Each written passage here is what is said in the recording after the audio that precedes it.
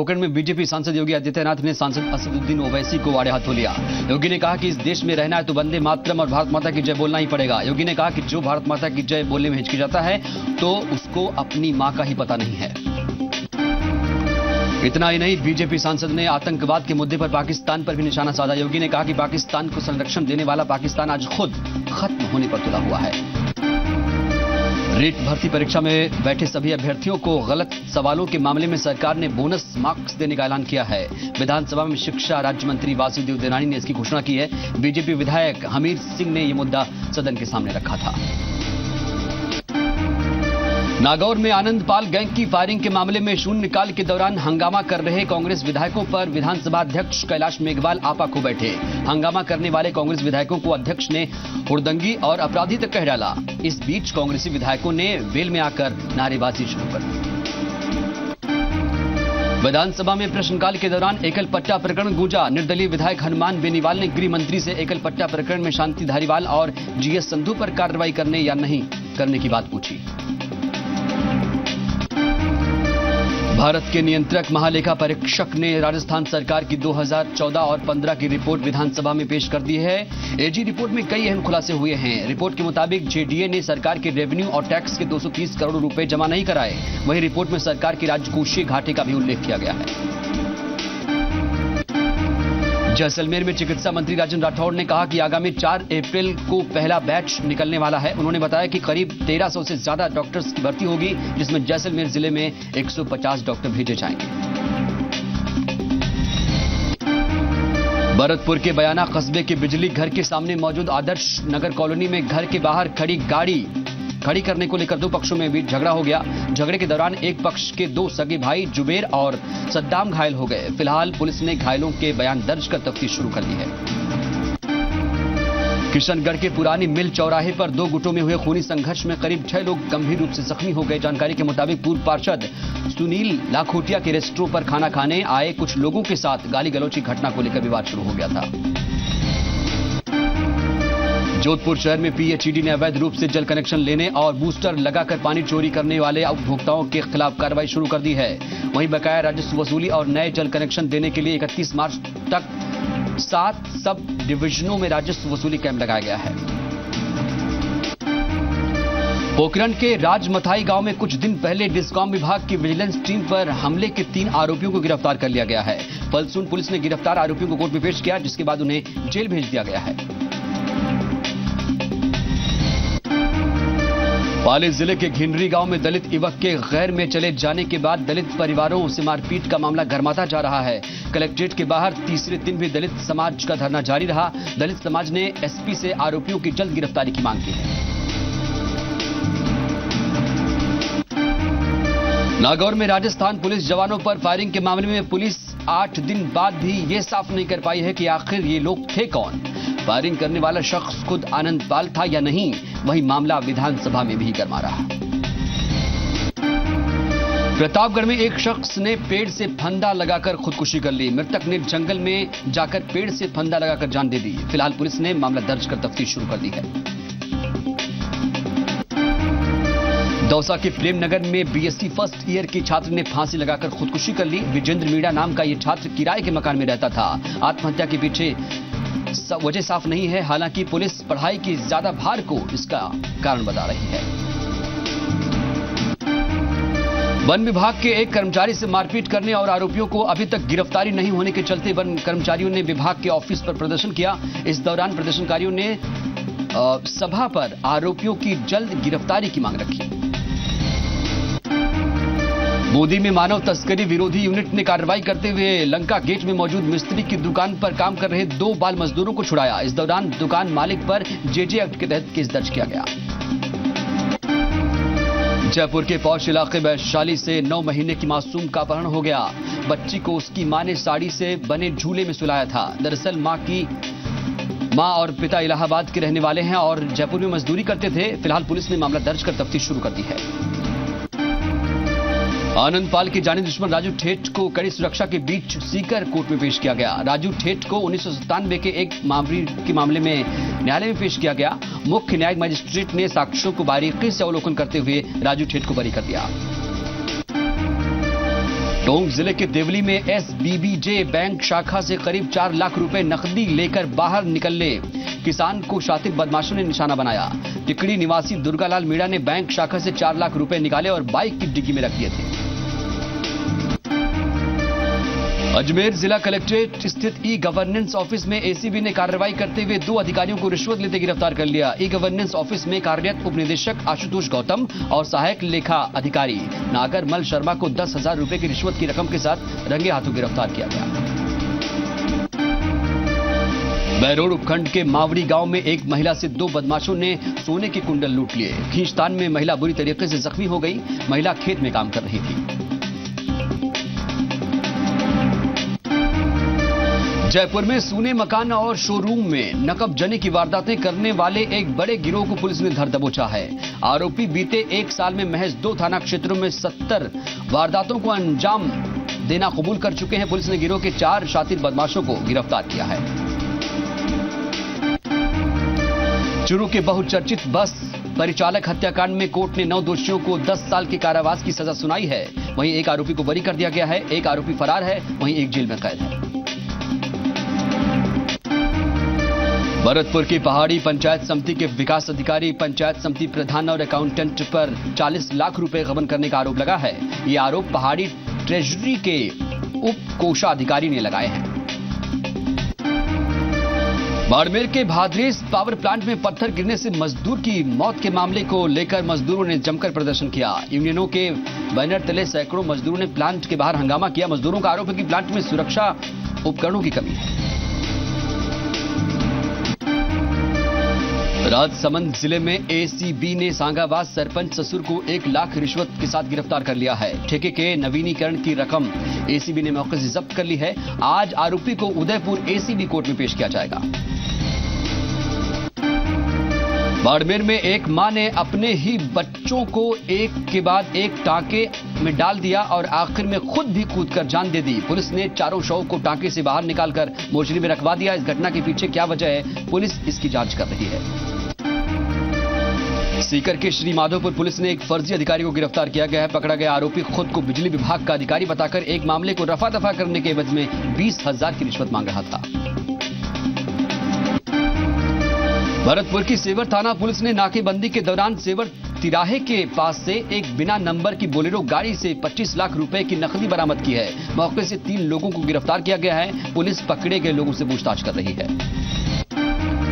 कोटपुतली में roadways bus और car की भिड़ंत हो गई। हादसे में कार सवार दंपति जख्मी हो गए। दोनों को राजकीय अस्पताल में दाखिल कराया गया है। डाबला रोड टोडी मोड़ के पास यह हादसा हुआ है।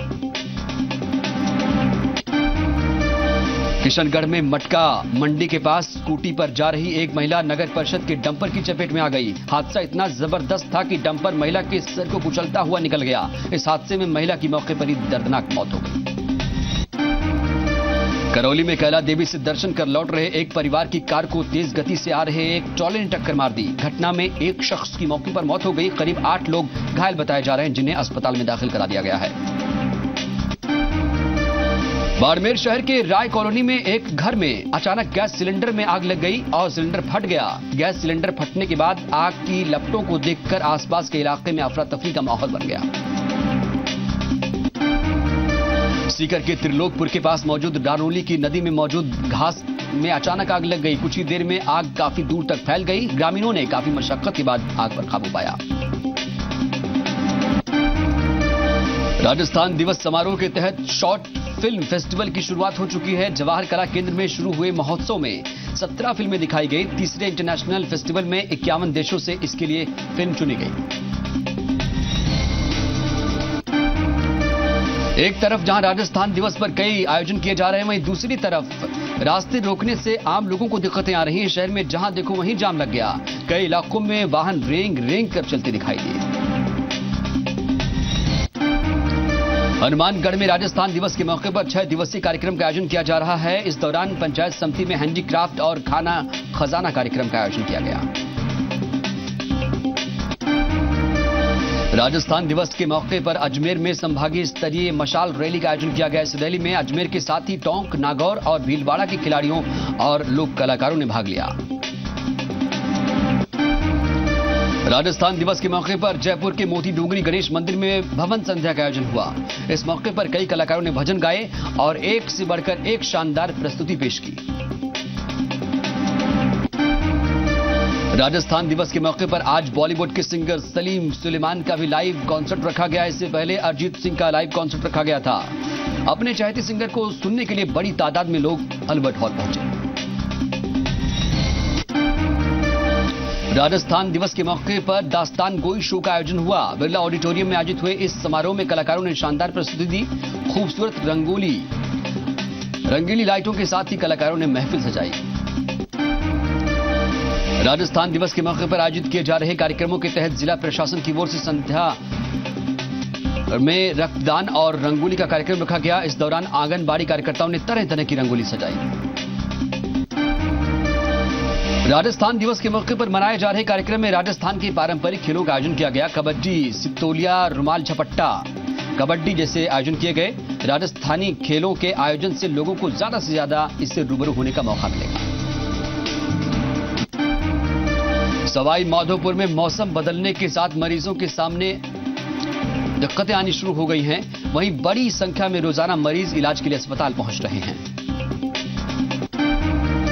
मारवाड़ जंक्शन में आए दिन रेलवे फाटक बंद होने से राहगीरों को दिक्कतें हो रही हैं। इस समस्या को लेकर कई बार लोग प्रशासन को अवगत करा चुके हैं, लेकिन इस समस्या का समाधान नहीं हो पा रहा है।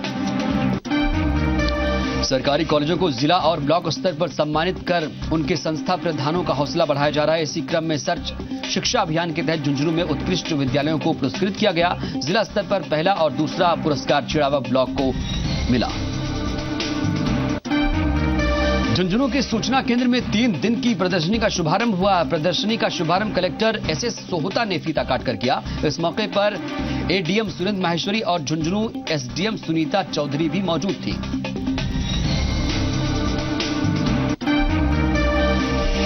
आरपीएससी ने आरएएस मुख्य परीक्षा 2013 की सभी तैयारियां पूरी कर ली हैं। 9 अप्रैल से 12 अप्रैल तक होने वाली ये परीक्षा सीसीटीवी की निगरानी में होगी। परीक्षा स्थलों पर मोबाइल जैमर भी लगाए जा रहे हैं। 90 परीक्षा केंद्र बनाए गए। उदयपुर में रंग पंचमी का महोत्सव त्योहार बड़े ही धूमधाम और उल्लास के साथ मनाया जा रहा है। इस मौके पर शहर के सभी कृष्ण मंदिरों में विभिन्न अनुष्ठानों का आयोजन किया गया।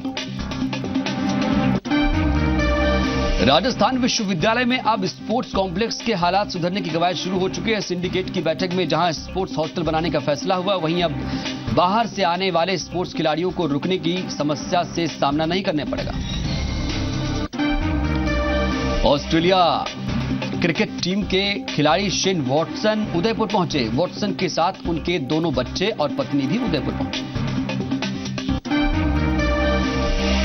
भरतपुर में 22 पर्व मनाया गया और माता शीतला का पूजन कर एक दिन पहले बनाए गए व्यंजनों का भोग लगाकर प्रसाद ग्रहण किया गया। श्रद्धालुओं का आना शुरू हो चुका है। डूंगरपुर में द्वितीय राज्य स्तरीय जनजाति ग्रामीण युवा केंद्र महोत्सव के दूसरे दिन कई खेलकूद प्रतियोगिताओं का आयोजन हुआ। लक्ष्मण मैदान में बालक बालिका वर्ग के कबड्डी, तीरंदाजी, hockey, football, volleyball, athletics, kho kho प्रतियोगिताएं आयोजित हुई। जोधपुर में 1 अप्रैल को चैत्र कृष्ण पक्ष की अष्टमी के दिन घरों में डंडा सेवन किया जाएगा। शीतला माता ट्रस्ट के अध्यक्ष माधव सिंह काटशवाह ने बताया कि संभागीय आयुक्त रतन लाहौटी ध्वजारोहण कर मेले का विधिवत शुभारंभ करेंगे। एक्साइज ड्यूटी को वापस लेने की मांग को लेकर बीकानेर में ज्वेलर्स व्यापारियों ने जमकर हंगामा किया। व्यापारियों ने जयपुर हाईवे को जाम कर दिया और पेड़ जलाकर रास्ता रोक दिया। उदयपुर में भी सर्राफा कारोबारियों ने एक्साइज ड्यूटी बढ़ाने का विरोध करते हुए कोर्ट चौराहे पर मानव श्रृंखला बनाकर प्रदर्शन किया। इस दौरान व्यापारियों ने वित्त मंत्री अरुण जेटली के खिलाफ नारेबाजी की। करौली जिला मुख्यालय पर सर्राफा व्यवसायियों की हड़ताल पिछले 29 दिनों से जारी है। इस दौरान करौली और गंगापुर के व्यवसायियों ने 3 दिन से लगातार हड़ताल की रणनीति पर चर्चा की। बारा में सर्राफा व्यवसायियों ने एक्साइज ड्यूटी के विरोध में रैली निकाली और प्रताप चौक पर जाम लगाकर प्रदर्शन किया। पिछले 3 सप्ताह से सर्राफा व्यापारियों की अनिश्चितकालीन हड़ताल जारी है। चित्तौड़गढ़ में सर्राफा व्यापारियों ने गांधी चौक पर धरना प्रदर्शन करते हुए चित्तौड़ भीलवाड़ा मार्ग पर जाम लगा दिया, जिसके चलते दोनों तरफ वाहनों की लंबी लंबी कतारें लग गई। रामगढ़ के सभी व्यापारियों ने सर्राफा व्यवसायियों को समर्थन देते हुए अपने अपने प्रतिष्ठान बंद रखे। रामगढ़ के बाजार में कल सुबह से ही दुकानें नहीं खुली और रामगढ़ बंद सफल रहा। एक्साइज ड्यूटी बढ़ाने के विरोध में चूरू के सर्राफा व्यापारियों ने प्रदर्शन किया। चूरू के सुजानगढ़ में सर्राफा व्यापारियों ने दिल्ली जाने वाली सालासर एक्सप्रेस को करीब आधे घंटे तक रोककर प्रदर्शन किया। अजमेर में सर्राफा व्यवसायियों ने अपनी मांगों को लेकर मुख्य बाजार पीपली चौराहे पर 1 घंटे तक चक्का जाम लगाए रखा। इस दौरान व्यापारियों ने वित्त मंत्री अरुण जेटली का पुतला भी फूंका। भरतपुर में सेंट्रल कोऑपरेटिव सोसाइटी के बैंक कर्मचारियों ने 13वें और 14वें वेतन समझौते को लागू करने की मांग को लेकर अनिश्चितकालीन हड़ताल शुरू कर दी है। करीब 1 पखवाड़े से विरोध हो रहा है। डीडवाना के मौलासर में पानी के लिए हाहाकार मचा हुआ है। नाराज ग्रामीणों ने मेगा हाईवे पर जाम कर दिया। महिलाओं ने मटके फोड़कर प्रदर्शन किया। करौली में बस स्टैंड के पीछे वार्ड संख्या 16 में मौजूद शराब की दुकान को हटाने की मांग को लेकर स्थानीय निवासियों ने कलेक्ट्रेट पर प्रदर्शन किया। इस दौरान बड़ी तादाद में महिला और बच्चे भी मौजूद रहे। गोचर जमीन पर वन विभाग के कामों को बंद करने की मांग को लेकर बीकानेर की जय मलसर ग्राम पंचायत के किसानों ने जिला कलेक्टर कार्यालय के आगे प्रदर्शन किया। इस दौरान किसानों ने जिला कलेक्टर को गोचर भूमि को मुक्त कराने की मांग का ज्ञापन सौंपा। प्रतापगढ़ बस डिपो की हालत शुरुआत से ही कुछ ठीक नहीं है। डिपो को शहर से बाहर स्थापित कर दिया गया था, जिसका खामियाजा अब लोगों को भुगतना पड़ रहा है। पाली कलेक्टर कुमारपाल गौतम ने शहर के सोनोग्राफी सेंटर्स का औचक निरीक्षण किया। कलेक्टर ने इस दौरान सेंटर्स पर कमियों मिलने पर संचालकों को फटकार लगाई और आवश्यक दिशा निर्देश दिए।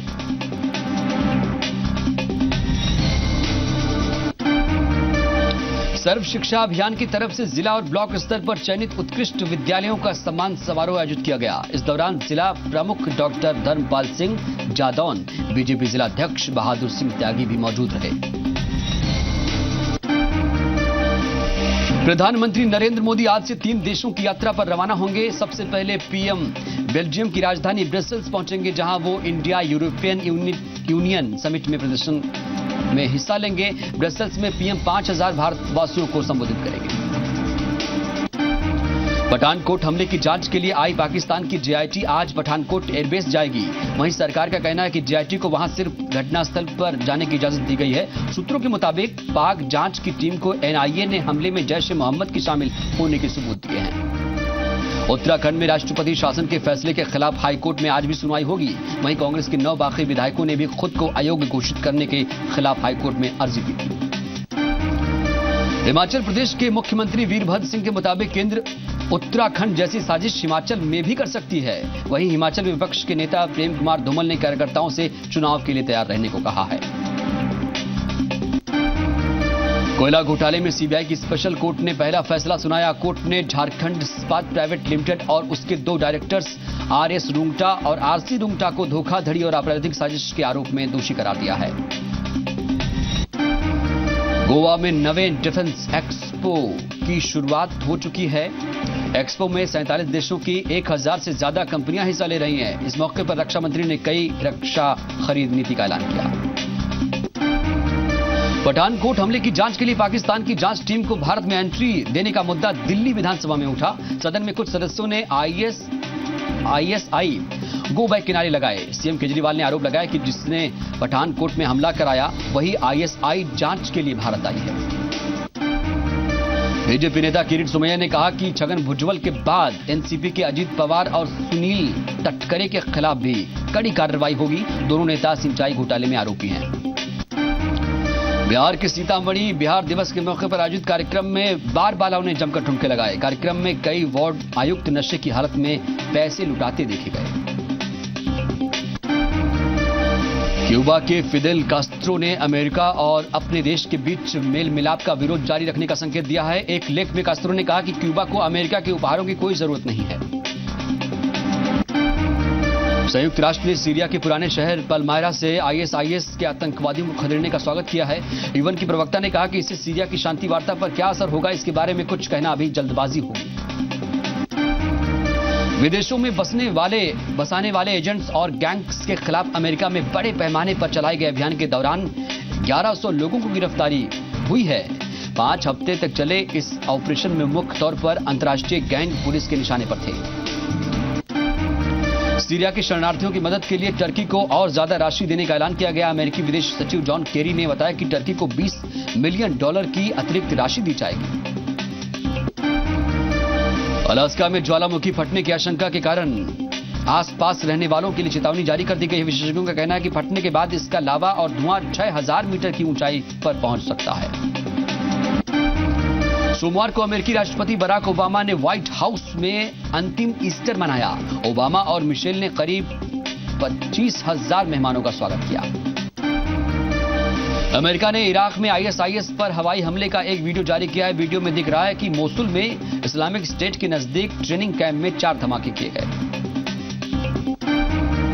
ताइवान के ताइपुई शहर में उस वक्त अफरा तफरी मच गई जब 4 साल की एक बच्ची चाकू लेकर रास्ते में लोगों पर अंधाधुंध हमला करने लगी। मामले में पुलिस ने बच्ची के परिवार से एक शख्स को गिरफ्तार किया है।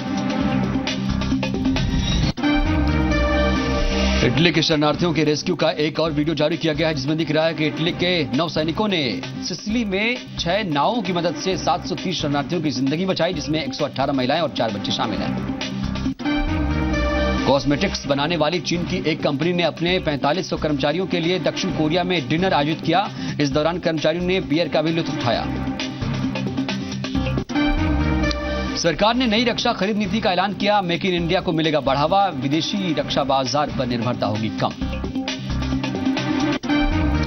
टेलीकॉम कंपनियों पर आज होगी नजर। टेलीकॉम कमीशन ने मंजूर की VoIP पर ट्राई की सिफारिशें। कॉल्स के लिए लाइसेंस में बदलाव को मिली मंजूरी। अमेरिकी बाजारों में मिला जुला कारोबार। उतार चढ़ाव के बाद डाउ जोन्स 20 पॉइंट चढ़कर बंद, तो नैस्डैक में दिखी हल्की गिरावट। ई कॉमर्स मार्केट प्लेस पर GIPP जल्द जारी कर सकता है नोटिफिकेशन। तय होगी मार्केट प्लेस की परिभाषा और दायरा, खुलेगा FDI का भी रास्ता।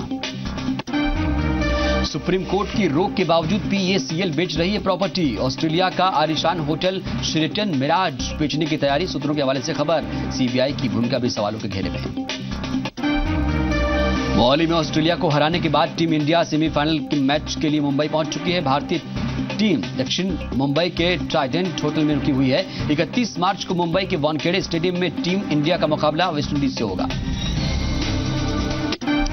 Cricketer Yuvraj Singh world T20 से बाहर हो गए हैं। उन्हें ऑस्ट्रेलिया के खिलाफ मैच के दौरान पैर में चोट लग गई थी, जो कि गंभीर हो गई है। युवराज की जगह टीम इंडिया में मनीष पांडे को शामिल किया गया है। राष्ट्रपति प्रणब मुखर्जी ने 56 नामचीन हस्तियों को पद्म पुरस्कारों से नवाजा। इन हस्तियों में अनुपम खेर, अजय देवगन, आध्यात्मिक गुरु श्री श्री रविशंकर और साइना नेहवाल जैसी कई शख्सियतें शामिल हैं। मलाइका अरोड़ा और अरबाज ने पहली बार दुनिया के सामने इस बात को कबूल कर लिया कि वो अलग हो गए हैं। अपनी 17 साल पुरानी शादी को तोड़ने का ऐलान करते हुए मलाइका और अरबाज ने एक ज्वाइंट स्टेटमेंट जारी कर इन बातों का ऐलान कर दिया। मशहूर कॉमेडियन कपिल शर्मा अपने नए show the Kapil Sharma show के साथ सोनी एंटरटेनमेंट टेलीविजन पर वापसी कर रहे हैं। कपिल शर्मा के पहले गेस्ट बॉलीवुड के सुपरस्टार शाहरुख खान होंगे। शाहरुख और कपिल की एक तस्वीर भी आउट हो चुकी है। एक्ट्रेस विद्या बालन अब फिल्म कहानी के सीक्वल में भी नजर आएंगे। विद्या बालन ने सुजय घोष निर्देशित कहानी 2 की शूटिंग शुरू कर दी है। इसकी शूटिंग पश्चिम बंगाल के हिल स्टेशन कोलिम्पोंग में होने वाली है।